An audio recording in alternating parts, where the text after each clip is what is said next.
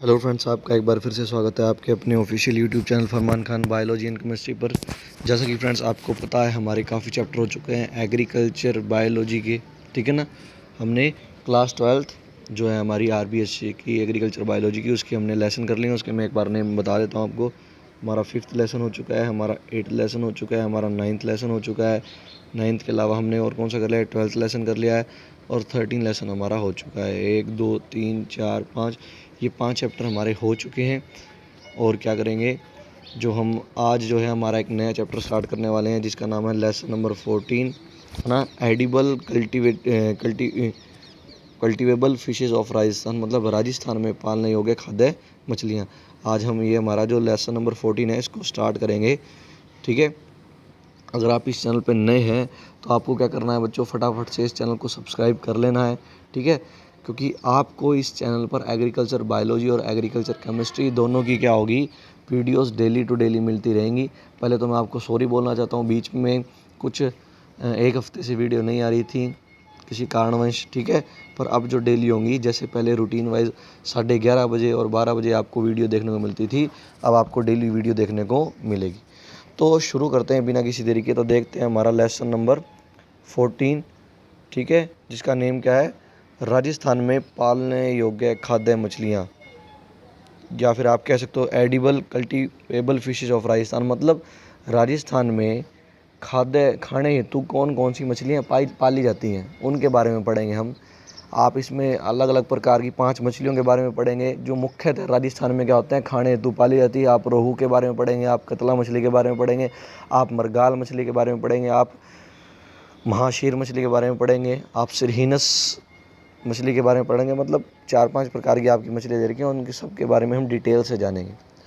तो बच्चों, मैं आपको एक बात बताना चाहता हूँ। अगर आप जानना चाहते हो कि राजस्थान में कौन कौन सी मछलियाँ खाद्य क्या होता है, जो खाद्य मछलियाँ पाली जाती हैं या खाने हेतु कौन सी मछलियाँ पाली जाती हैं, उससे पहले आपको मछलियों के बारे में थोड़ी सी जानकारी चाहिए कि मछलियाँ क्या होती हैं और मछलियों के गुण क्या होते हैं।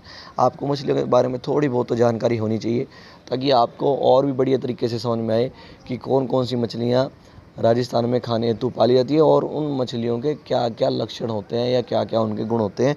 आप तभी समझ पाओगे जब आप मछलियों के बारे में आपको बेसिक इन्फॉर्मेशन होगी।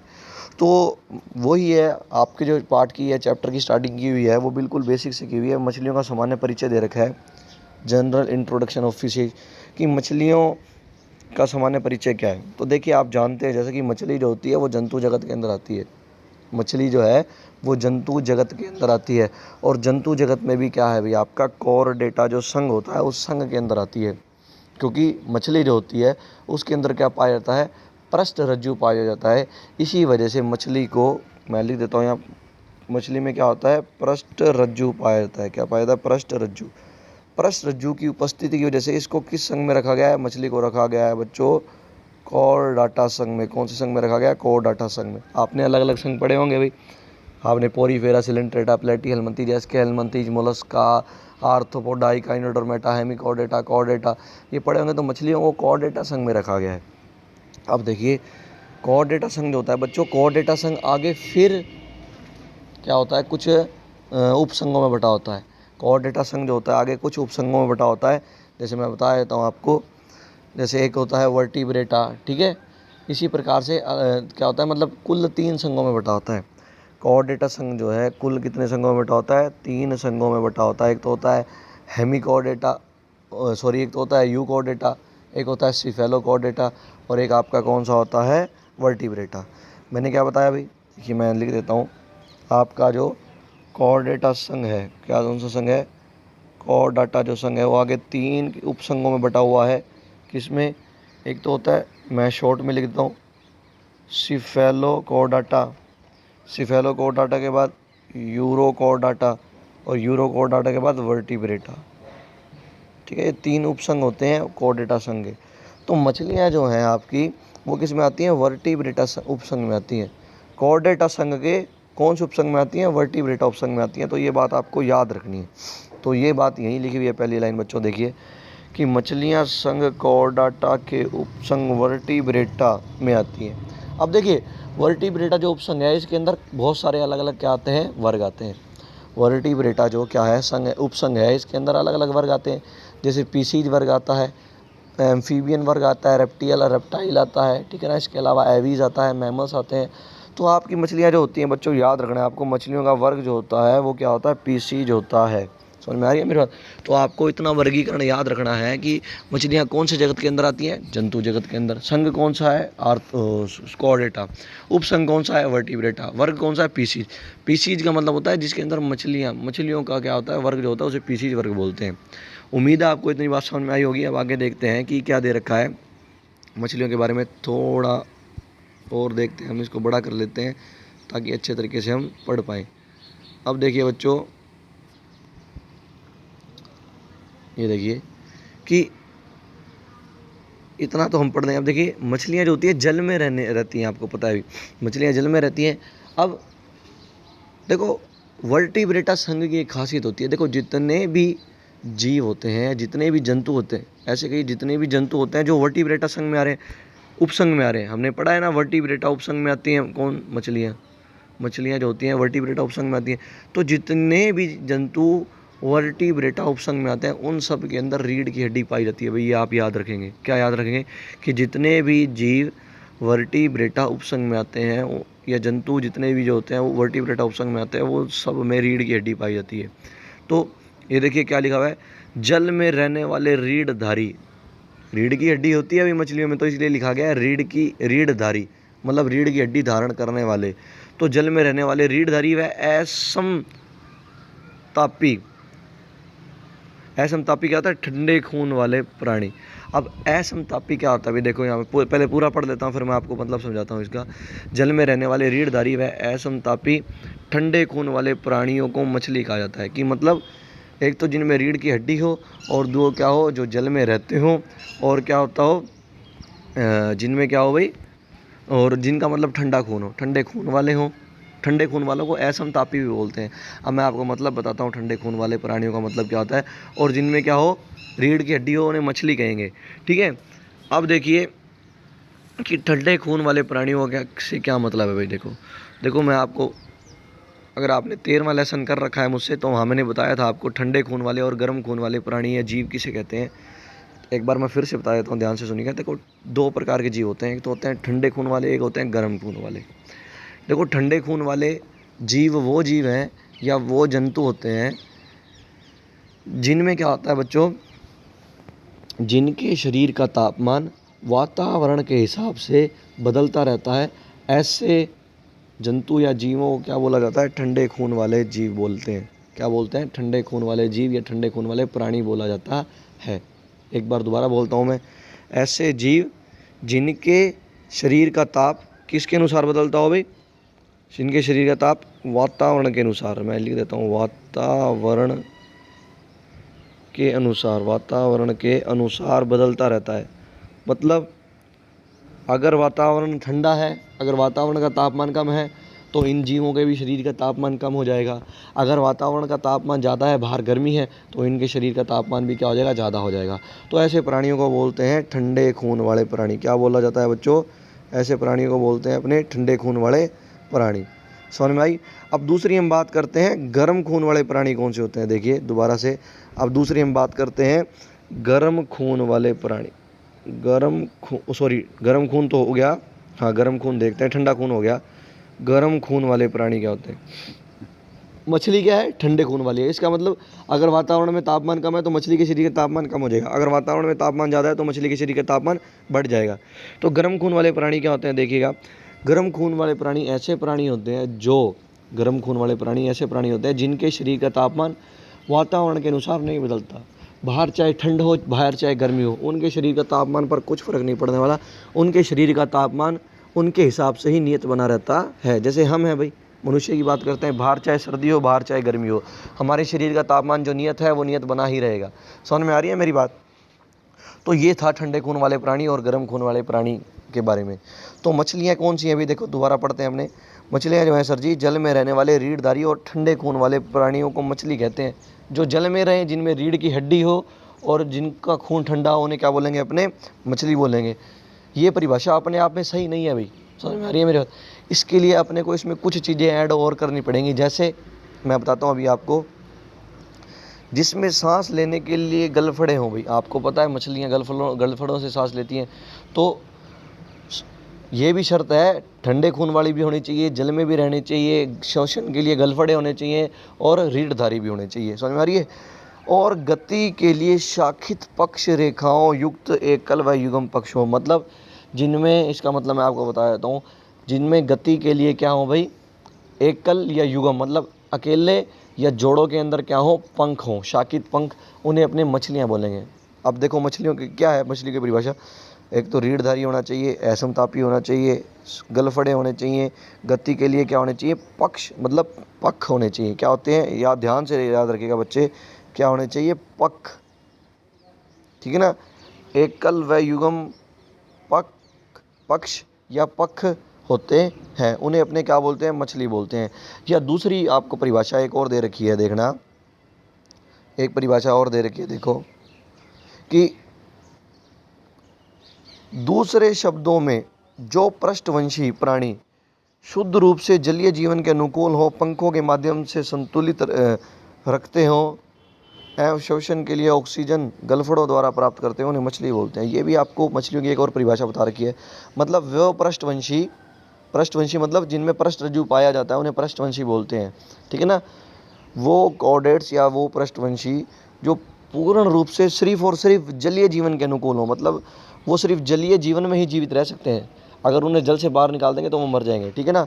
और पंखों द्वारा अपना संतुलन बनाए रखते हैं, आपको पता है मछलियाँ पंखों द्वारा संतुलन बना के रखती हैं, और श्वसन के लिए जो ऑक्सीजन होती है वो गलफड़ों से प्राप्त करती है, उन्हें मछली बोलते हैं। अब देखिए बच्चों, लगभग 50,000 मछलियों की विभिन्न जातियाँ ज्ञात हैं और लगभग 100 नई जातियों की प्रतिवर्ष खोज हो जाती है, और इसमें से लगभग 75 जातियाँ राजस्थान में पाई जाती हैं। अब मैं बच्चों आपको एक गजब की बात बताता हूँ, याद रखिएगा। देखिए, जो क्या है, कॉर्डेटा संघ है, कॉर्डेटा संघ है। कॉर्डेटा संघ में मैंने अभी आपको बताया था अलग अलग उपसंघ आते हैं, वर्टिब्रेटा, सिफेलोकॉर्डेटा, यूरोकॉर्डेटा। अब मैंने बताया था वर्टिब्रेटा में भी अलग अलग वर्ग हैं, क्लास हैं, जैसे पीसीज है, उभयचर है जिसे एम्फीबियन बोलते हैं, रेप्टाइल है, उसके बाद क्या आ गया बच्चों, रेप्टाइल के बाद आपका एवीज़ आ गया, एवीज़ के बाद आपका आ गया मैमल या स्तनधारी।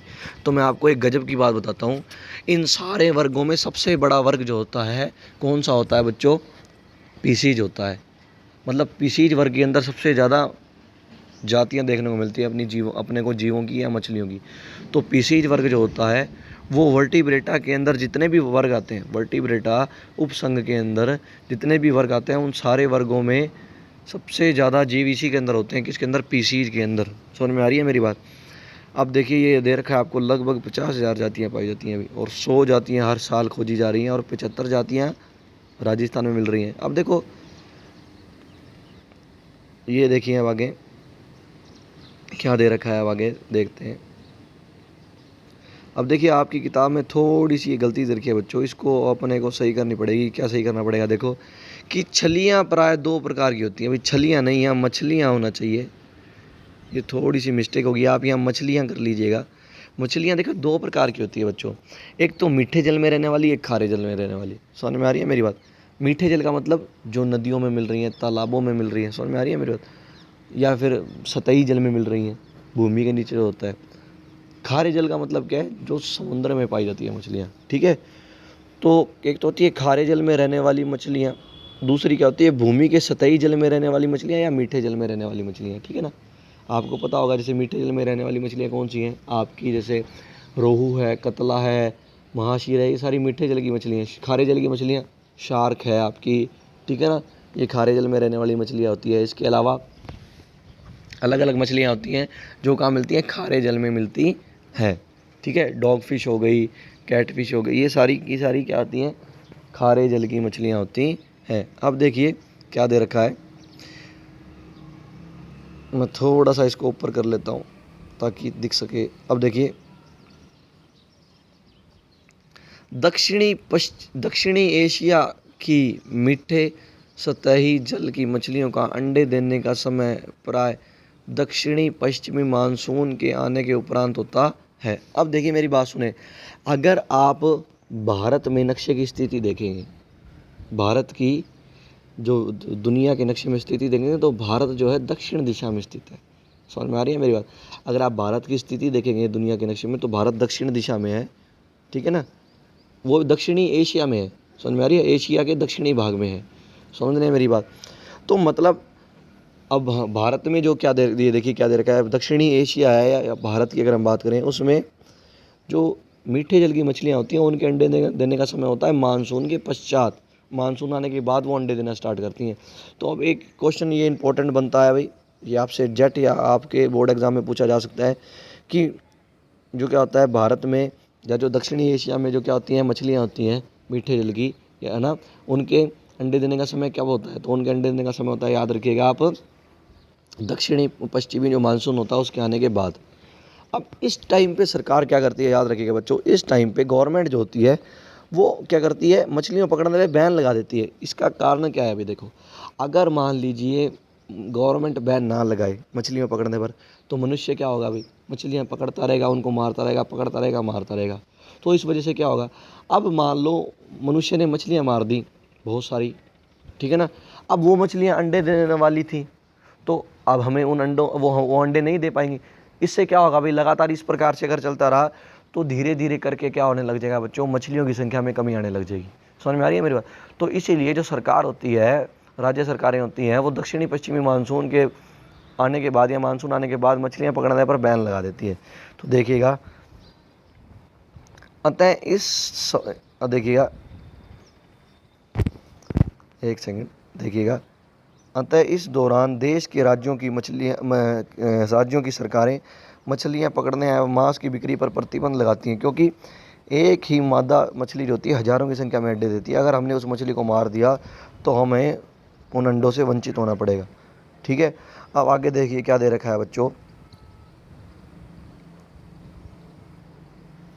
राजस्थान में आर्थिक दृष्टिकोण से मत्स्य पालन हेतु पालने, देखो अब राजस्थान में जो ज़्यादातर जो मछलियाँ पाई जाती हैं आर्थिक दृष्टिकोण से, समझ में आ रही है मेरी बात, तो वो पाली जाती हैं। 5 मछलियाँ दे रखी हैं आपके, हालांकि हैं ज़्यादा, पर आपके किताब में सिर्फ 4 या 5 मछलियाँ दे रखी हैं जिनके बारे में बता रखा है। तो अब उनके बारे में पढ़ेंगे। तो आपकी जो पहली मछली आपको दे रखी है वो बच्चों दे रखी है रोहू। यहाँ मैं आपको अभी डायग्राम दिखा देता हूँ रोहू मछली का, ये देखिएगा रोहू मछली दे रखी है। तो रोहू मछली का ये आपको डायग्राम दे रखा है, आप देख सकते हैं बच्चों। हर मछली जो होगी उसमें क्या होंगे, ये देखिए कि मछलियों के बारे में आपको दे रखा है। ये देखिए पख हैं, ये क्या है, पख हैं, या जब क्या है, पक्ष हैं जिससे तैरती है। समझ में आ रही है मेरी बात? ये ऊपर की तरफ एक अकेला दे रखा है, नीचे की तरफ क्या दे रखे हैं, जोड़ों में दे रखे हैं पख, ठीक है ना। ये देखिए ये सांस लेने के लिए गलफड़े दे रखे हैं। समझ में आ रही है मेरी बात? तो ये जनरल मछलियों के बारे विशेषताएँ हम पढ़ेंगे, अभी पढ़ते हैं। देखिए आपको मैं समझा देता हूँ अच्छे तरीके से। तो पहली आपकी जो मछली दे रखी है सर वो है रोहू। क्या दे रखी है? रोहू। तो आपको जानकर बड़ी खुशी होगी, रोहू का वैज्ञानिक नाम होता है लोबिया रोहिटा। क्या नाम होता है रोहू का? लोबिया रोहिटा। अगर आपसे पूछ लें कि जो रोहू मछली होता है उसका वंश क्या होता है, तो आप बिना झिझक के बोल दीजिएगा लोबिया जो होता है वो वंश होता है, और रोहिटा जो होती है वो रोहू मछली की जाति होती है। क्योंकि हम जानते हैं जो नाम होता है उसका पहला जो शब्द होता है वो क्या होता है, वंश होता है, और जो दूसरा शब्द होता है वो जाति होता है। अब देखिए इनका शरीर नाव के आकार का होता है, जिससे जल में तैरने में क्या होती है, आसानी होती है, ठीक है ना। रोहू मछली का जो शरीर होता है वो क्या होता है, कैसा होता है बच्चों, याद रखिएगा, नाव के आकार का होता है, जिससे जल को तैरने में आसानी होती है। अब देखिए मेरी बात सुने, सिर्फ रोहू मछली की बात नहीं है अभी, कोई भी मछली होगी उसका शरीर नाव के आकार जैसा होगा। नाव कैसी होती है, आगे से आप देखिए इस प्रकार से होती है, तिखी सी नाव इस प्रकार से होती है कोई भी बोट, और पीछे से वापस इस प्रकार की होती है। तो इससे फ़ायदा क्या होता है भाई, ये जो नुकीलापन है या आज आगे से जो ये क्या है भाई नुकीलापन है, इससे या नाव के आकार के होने की वजह से क्या होता है बच्चों, तैरने में आसानी होती है। मछली आसानी से पानी को चीरती हुई आगे की तरफ बढ़ सकती है। तो ये प्रकृति ने इनकी शरीर की संरचना बड़े हिसाब किताब से बनाई है ताकि इनको तैरने में दिक्कत ना आए। तो क्या होता है, मछलियाँ जो होती हैं इनका आकार क्या होता है, कैसा होता है देखिएगा, इनका आकार जो होता है नाव के आकार का होता है ना, नाव की जैसी इनकी आगे से आकृति होती है, जिससे इन्हें तैरने में आसानी होती है। अब आगे देखिएगा, इसके शरीर पर 2 तरह के पंख पाए जाते हैं, ठीक है ना, जिसमें से कुछ जोड़ों में होते हैं और कुछ अकेले होते हैं। देखिए मछलियों के जो शरीर पर दो प्रकार के पंख होते हैं, एकल पंख और युग्म पंख। एकल पंख जो अकेले मतलब एक सिंगल पंख जो होता है वो एकल पंख होता है, और युग्म पंख क्या होता है जो जोड़ों में होते हैं। अब देखिए मैं आपको बता देता हूँ, जो ये पृष्ठ पंख होता है ना, याद रखिएगा, ये जो पृष्ठ पंख होता है मतलब जो पीठ की तरफ पाया जाता है, ये हमेशा एकल होता है। और ये जो नीचे की तरफ जो पंख मिलते हैं ये होता है युग्म। आप देखिए ये दो हैं और ऊपर की तरफ एक है। तो ठीक है कि कुछ देखिए मछली में क्या होते हैं, इसके शरीर पर दो तरह के पंख पाए जाते हैं, जिसमें से कुछ जोड़ों में होते हैं और कुछ एकल होते हैं। शरीर शल्कों से ढका रहता है। या आपको शल्क दिखाई दे रहे होंगे अभी क्लियरली, ये देखिए ये जो शल्क दिखाई दे रखे हैं, है ना। तो मछलियों का शरीर शल्कों से ढका रहता है। अगर आपसे पूछ लें, आप एक क्वेश्चन भी बता देता हूँ मैं आपको, अगर आपसे पूछ लें कि मछलियों का बाह्य कंकाल किसका बना होता है, तो मछलियों का बाह्य कंकाल जो होता है किसका बना होता है, आपका शल्कों का बना होता है। अगर आपसे पूछे मछलियों का अंतः कंकाल, तो मछलियों का अंतः कंकाल उपास्थियों से भी बना हो सकता है और अस्थियों से भी बना हो सकता है। समझ रहे हैं मेरी बात। ये देखिए अब आगे क्या दे रखा है कि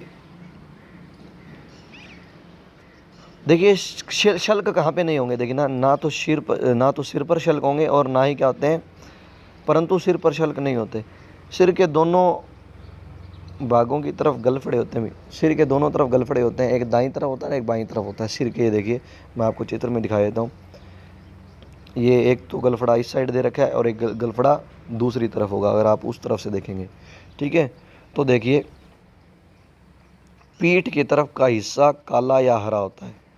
पीठ जो होती है, मान लीजिए ये इस प्रकार से मछली है, तो ये जो पीठ की तरफ का हिस्सा होगा ये कैसा होता है बच्चों, पीठ की तरफ का जो हिस्सा होता है ये कैसा होता है, काला या हरा होता है। और पेट की तरफ का हिस्सा सुनहरी या भूरे रंग का होता है, ये वाला, ठीक है। आँखें जो होती हैं, आँखों पर पलकें नहीं होती, ठीक है ना। एक वर्ष में इसका वजन, देखो पहले वर्ष में इसका वजन 675 ग्राम बढ़ता है, ठीक है ना। और तीसरे वर्ष तक इसका वजन 45 किलो हो जाता है। मतलब पहले वर्ष में इसका वजन होता है 675 ग्राम, ठीक है। दूसरा और तीसरे वर्ष तक आते आते इसका वजन 45 किलो तक हो जाता है। अभी वयस्क की लंबाई 90 सेंटीमीटर होती है। अगर आपसे क्वेश्चन पूछ लें, ये इंपॉर्टेंट पॉइंट याद रखना है आपको, वयस्क रोहू जो होती है इसकी लंबाई कितनी होती है, 90 सेंटीमीटर। तो मैं लिख देता हूँ, वयस्क रोहू की जो लंबाई होती है 90 सेंटीमीटर होती है, ठीक है। अब आगे देखिएगा, 10 वर्ष की उम्र में इसकी लंबाई 2 मीटर तक पाई जा सकती है। 2 से 5 वर्ष में ये वयस्क हो जाती है। मतलब 10 वर्ष तक, अगर आप 10 वर्ष की रोहू मछली देखेंगे तो उसकी लंबाई 2 मीटर तक हो सकती है। और आपसे पूछ लेंगे भी वयस्क रोहू की मतलब वयस्क किस आयु में, रोहू जो होती है वो किस आयु में वयस्क होती है, रोहू जो मछली होती है वो किस आयु में वयस्क होती है, तो 2 से लेके 5 वर्ष के बीच में ये वयस्क हो जाती है, ठीक है ना। अब आगे देखिए, ये सर्वभक्षी मछली है। ये क्या है, सर्वभक्षी मछली है, सब कुछ खाती है। मतलब पादप प्लवक भी खाती है, जंतु प्लवक भी खाती है। पादप प्लवक क्या होते हैं, जल की सतह पर जो छोटे छोटे मतलब आप बोल सकते हैं पौधे के समान संरचनाएं जो होती हैं, जो तैरती रहती हैं, उन्हें बोलते हैं अपने क्या, पादप प्लवक। इसी प्रकार से जल की ऊपरी सतह पर छोटे छोटे जंतु से तैरते रहते हैं, जो जल धारा के साथ बहते रहते हैं, उन्हें जंतु प्लवक बोलते हैं। तो देखिए क्या दे रखा है, जो जल की ऊपरी सतह एवं पैंदे में पाए जाने वाले जंतु प्लवक एवं पादप प्लवक और शैवालों का भोजन करती है। तो आपको ये भी याद रखना है कि ये क्या क्या खाती है। तो ये सारे मैंने लक्षण आपको रोहू मछली के बता दिए हैं, ठीक है। इस चित्र को आप बनाकर इसकी प्रैक्टिस कर सकते हैं। ये जो चित्र है ये बोर्ड एग्ज़ाम में पूछा जाता है, ठीक है ना, बोर्ड एग्ज़ाम में काफ़ी बार पूछा भी गया है, ठीक है। तो इसकी भी आप प्रैक्टिस कर सकते हैं। तो ये थी हमारी वीडियो आज की, जिसमें हमने मछलियों के सामान्य लक्षण पढ़े और रोहू मछली के बारे में पढ़ा। इससे अगली वीडियो में बच्चों हम क्या करेंगे, अगली जो मछली हैं उनके बारे में पढ़ेंगे, ठीक है। तो उम्मीद है आपको ये वीडियो समझ में आई होगी। अगर आपको इसमें से कोई भी चीज़ समझ में नहीं आई तो आप मुझे कमेंट बॉक्स में कमेंट कर सकते हैं, ठीक है। या आप, मेरा नंबर है ये वाला, इस पर आप मुझे मैसेज कर सकते हैं, ठीक है। इस पर आप मुझे मैसेज कर सकते हैं व्हाट्सएप पर, या आप कॉल कर पूछ सकते हैं जो भी आपको डाउट हो, ठीक है। मुझे बड़ी खुशी होगी आपके सवालों का जवाब देते में। तो अगर आपको वीडियो पसंद आई हो तो बच्चों वीडियो को लाइक ज़रूर करें, है ना, और शेयर ज़्यादातर करें भाई, ताकि आपके जितने भी साथ के फ्रेंड्स हैं वो इन वीडियो का फ़ायदा उठा सकें और अपनी स्टडी कंटिन्यू कर सकें। चाहे वो जेट की तैयारी कर रहे हो, चाहे वो ICR की तैयारी कर रहे हो, चाहे वो BHU की तैयारी कर रहे हो, चाहे वो 12वीं के लिए बोर्ड एग्ज़ाम की तैयारी कर रहे हो। तो ठीक है, मिलते हैं नेक्स्ट वीडियो में, तब तक के लिए गुड बाय।